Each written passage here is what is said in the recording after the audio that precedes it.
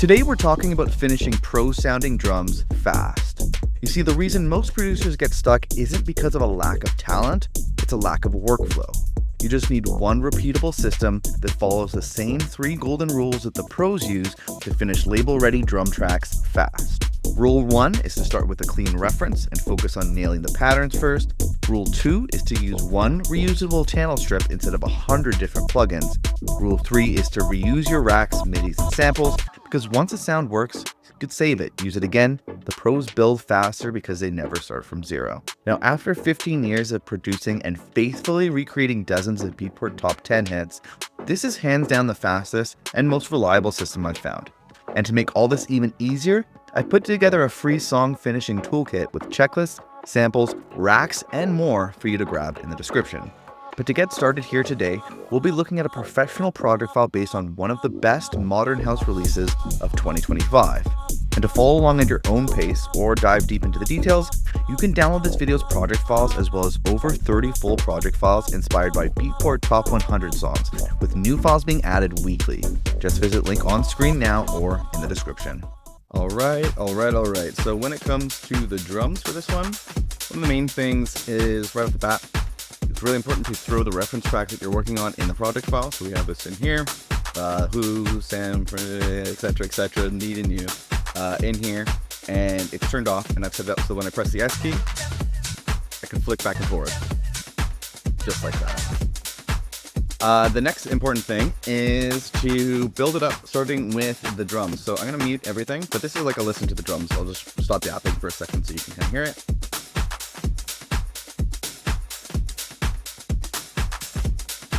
And so let's jump into this kick. So this is a look at the kick pattern. So for the most part, it's just your classic like 4 on the floor. I have 2 samples triggering. I'll get into that in a moment. But for the main part, it's just 4 on the floor. And then there's this, at the end of every 4 bars or so, there's this little like trick that happens at the end there. In terms of the actual sound, that's a little bit more interesting. So let's jump into that. I got 2 sounds playing right now. And what it is one is a kick from Rocket Powered Sound, who's sponsoring this video, so thanks to them. And then also I'm layering in a kick that I stole from the actual track. So let me show you kind of how I do this. There's some interesting stuff that I've done. So one of the big things is when you look for a reference track, if you can find one of these extended mixes, they tend to have like a drum intro, so kind of like this. Just like that. And so why this is useful is what I did is I found a spot in the tune where it was just just the kick was playing right here. Oh no, this was the hat. I'm going to come back to that in a second. Sorry.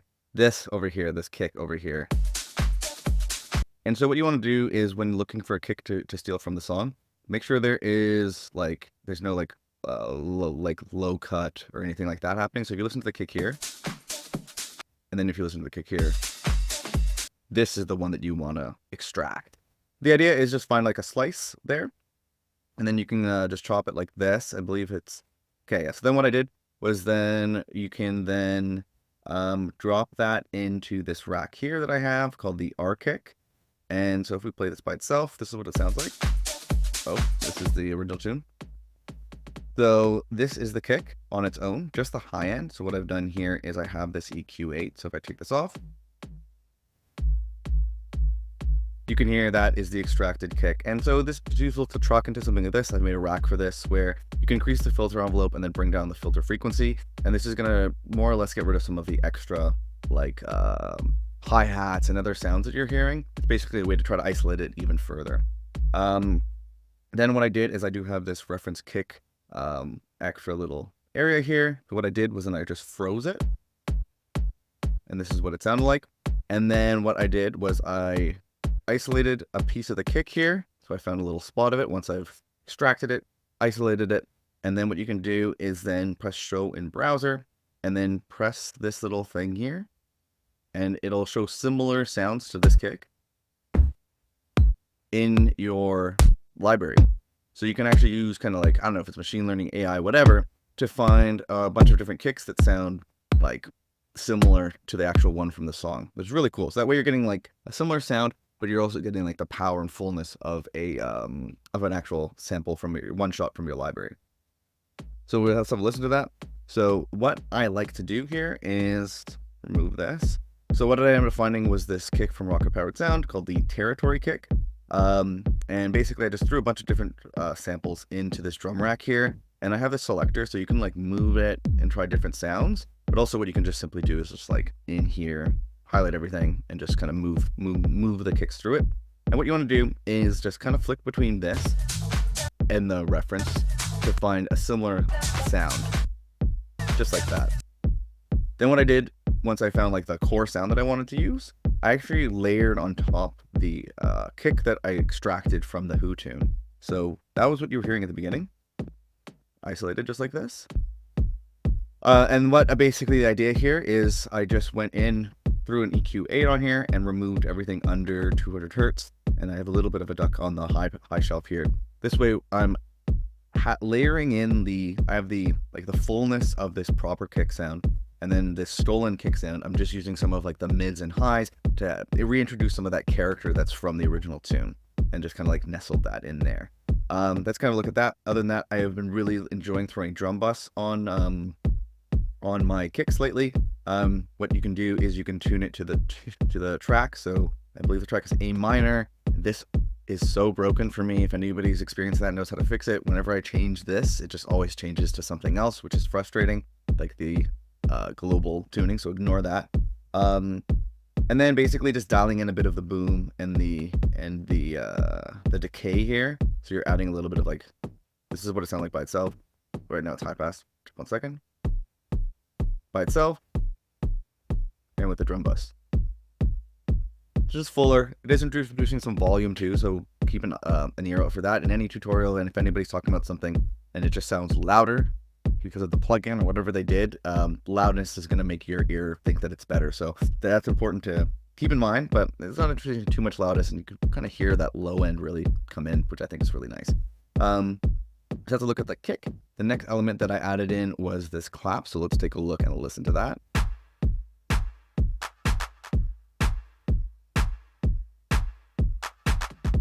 So essentially, in terms of the pattern, it's kind of classic snare clap pattern. So it's on the 2 and the 4, the 2 and the 4. But there's also this little fill. And then what I did was basically just flick back and forth between the reference after. Try to like do it like that. So it's almost like in time. So you can almost imagine your clap being in the song as you're selecting your sound. So then what I did was I found like a series of sounds that I liked.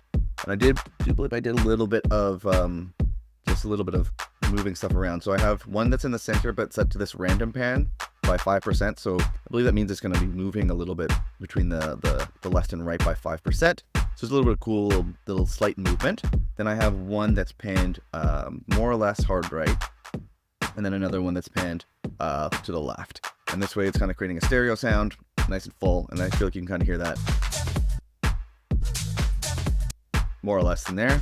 And other than that, one of the biggest things really when it comes to mixing and building out your tracks is setting up the volume. So the main thing really after that, once you have the patterns and the sound, trying to get the right volumes. So mine might be a little too loud, but I would say it's more or less close enough. Because then other than that, just running it, I usually run it into the standard channel strip, kind of a mix as you go concept here.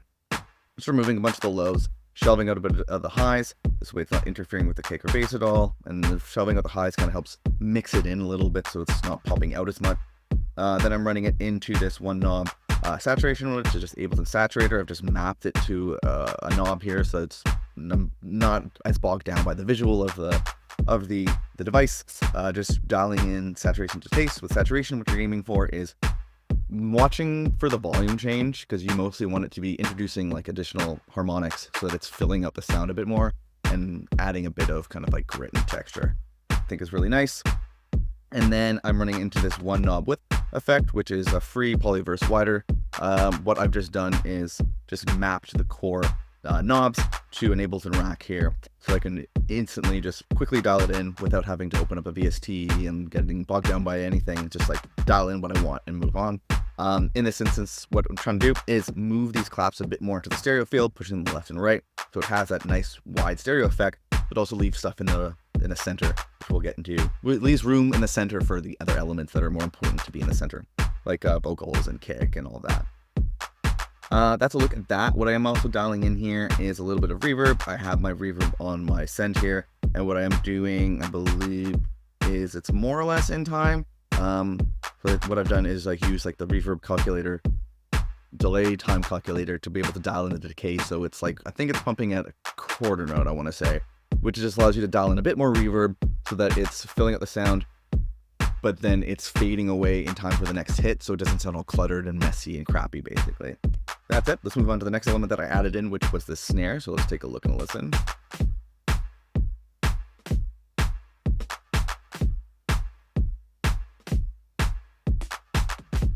So essentially what we got going on here is, it's more or less, this pattern is where I started. So it looks a little complicated, but let's just focus on this first. Main thing is to add it in so that it's on the 2 and the 4 and the 2 and the 4, just like before. And I think I want to have you focus on just like the first 2 bars, because usually what I do is I'll work on like the first 2 bars like this, get like the main hits in, do this by flicking back and forth to kind of hear what's going on. And then the idea is to, once you have the core hits in, to add these little extra like flam bits and that kind of stuff. And this adds a little bit of character and a little bit of like extra vibe to your drums. And it's what I kind of hear in the track. They're like that little flam snare sound, kind of that sound that happens. That's kind of like that quick notes right before the snare hit, like here and here. And then once I built it up between 2, I press the duplicate button, I think, yeah, right here. If you can follow my mouse. So that way I have the second bit here, and it's just like a opportunity to do like a slight change. That way the difference between what's happening in the first 2 bars is a little different between what's happening in the 3rd and 4th. And then this whole section, this whole phrase is slightly different than the following 4 bars. This way there's some movement and some change and like a little bit of something different to listen to throughout the track. And it's all about the subtlety, especially with like house music like this, because it's very loop based, not a lot of changes. It's not like verse, chorus. So you need to do these small little things to make things interesting and evolving over time, even when like the listener doesn't even know it's particularly what it is, which is one of the things I really love about it. That's it. Main thing after that was trying to just go through the sounds, provide a bunch of different snares that somewhat fit the bill. And what you want to listen to here is kind of the center. The claps are like left and right in this track, and the center is like down the middle. So how about listen to the center? It's like a bit lower sounding claps, are usually a bit higher sounding, I would say. And the more you work on this, the more you'll kind of like develop the ear between the snare and the clap, because they're usually meant to blend together when they're being mixed in. But that's kind of a look at that. Other than that, what is going on is the standard channel strip. We're just moving a bit of the lows, getting rid of a tiny bit of the highs, a bit of saturation here, a bit of width. And I think what I might even be doing here is, if we go back here, it's pretty similar settings in terms of like the channel strip. So a bit of saturation, a bit of width. We look at the clap, similar amounts of width and saturation. So it's somewhat making it blend in together. The next element that I added was the open hi-hat. Let's have a look and listen to that.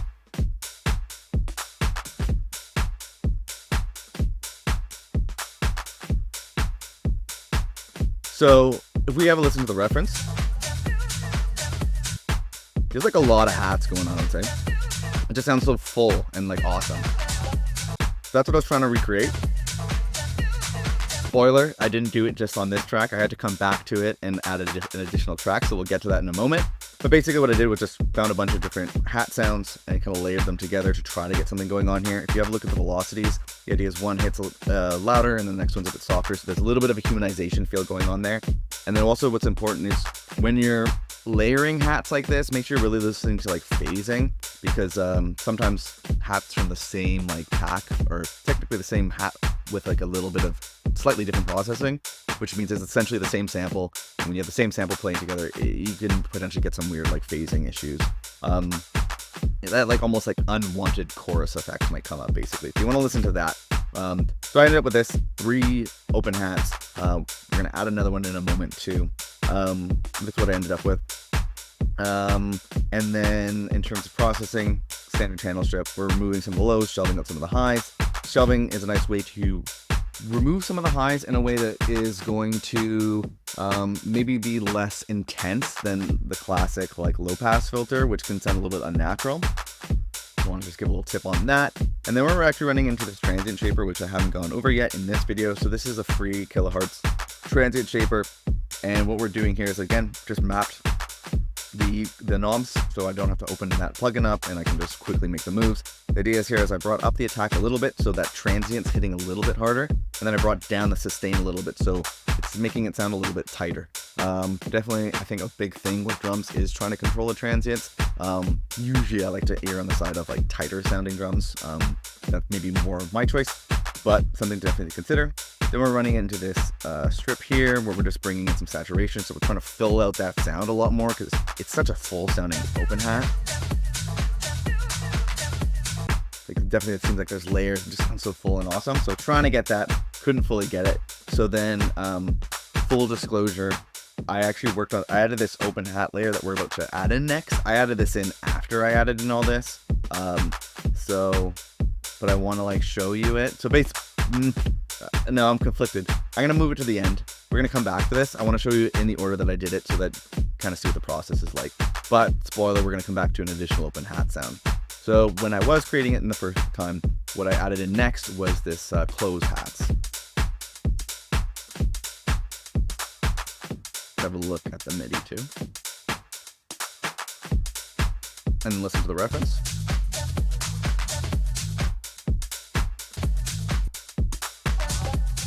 This can be tough. What you're listening for is the hats and you're trying to ignore the shaker sound. There's also shaker sounds that we're going to be adding in. Shaker sound, I feel like it's hard to write.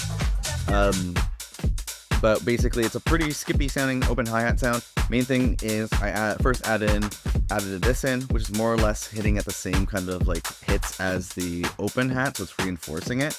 And then there's this sort of like I don't know how bad that was, but like we can hear it more than anything. And if we just like, yeah, something like that basically going on. So just listen back and forth, trying to really focus on the hats, just like that.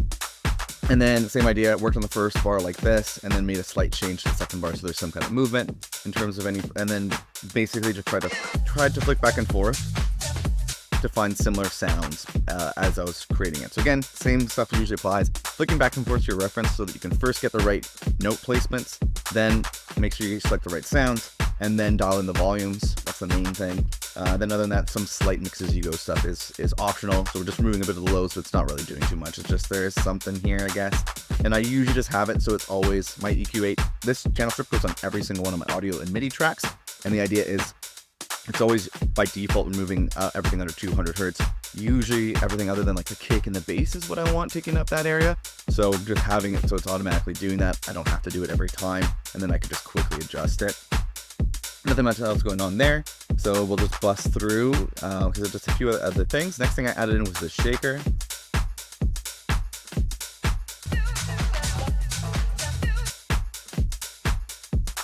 So just a cool little shaker, removing a whole ton of the lows here, but I don't think it's doing too much. Removing some of the attack so that it's kind of blending in a bit more and letting like the transients of the other like cymbals, hi-hats, open hats take care of that. A little bit of sidechain, so it's again removing some of that initial sidechain and creating some kind of like pumping. The way I do sidechain is with a taper device going to quarter notes, which is what the kick's usually playing, and it's just ducking volume, so you don't have to do any weird compressor routing and all that kind of crap. So just dial that in, and a little bit of width to push it to the left and right and make it stereo. Next thing I added in was this.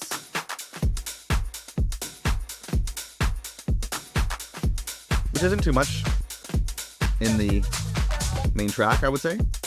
But one thing that I like to do is add in additional like top loops or breaks. And that way, it's a nice way to blend in a bit of extra character to your drum sound and make it sound a bit more professional and complex. But the idea is to blend it into your core sounds being like the kicks, snares, open hi-hats, and that kind of stuff that you've punched in with one-shots, to add a bit of extra character and depth. So what we have is this. One thing I usually like to do is beats on transients, and then the arrow pointing to the right, you can dial back the transients, and tidying up these top loops is a really good way to help it blend in with the rest of your core drums. So we're just running into the standard channel strip here. We're moving some of the lows up a little bit higher in frequencies, trying to make sure that this kick in the low end here is not interrupting like our main kick or anything like that. A little bit of one knob sidechain, so it's pumping a bit and making room for the kick even more. A little bit of the one knob width plug-in to push it to left and right, make it a bit more stereo. And then the next one I added in was this. Solo it for a second.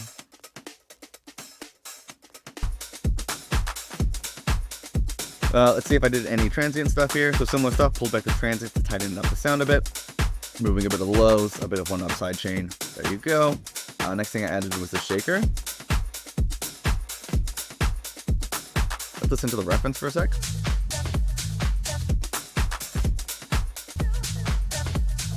Not sure if this is fully in there as much, but I wanted to add a bit more of a shaker element, which I was hearing quite a bit in the tune.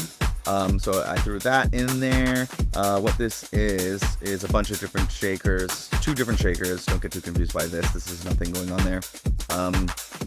I just found 2 different shakers. I think I might be, one is panned left, one is panned right. So it's kind of going for like a bit of stereo sound. Standard channel strip stuff, removing some of the lows. Saya, removing some of the sustain to tighten up the sound a bit more. One knob sidechain, making room for the kick and making a little bit of that cool pumping sound.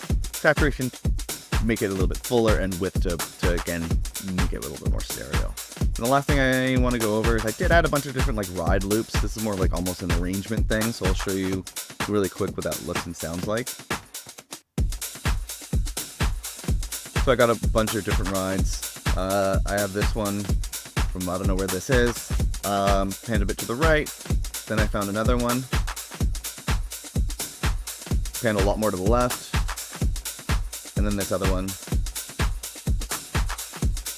kind of in the center. And it's like, this is a reference. You can hear the ride that gets added. I think I actually might be playing more notes, but that's what that sounds like. And the last thing I want to go over here is the additional open hi-hat. So as I was working through it, listening back and forth like this, something about my open hi-hat just wasn't doing the trick. So I ended up going back and adding an additional layer, and that's what this looks and sounds like. I'm gonna solo it. It's like lower sounding and like kind of fuller. Not sure if it's fully nailing it, but I think it gets it closer there. And the way that I found this was also a pretty cool little trick that I kind of teased at the beginning. I found a spot in the beginning of the drum loop where just that hat is playing, and then I grabbed it, and then I went show in browser, and then I went found similar sounds. So I basically extracted just like that open hi-hat that I'm trying to recreate.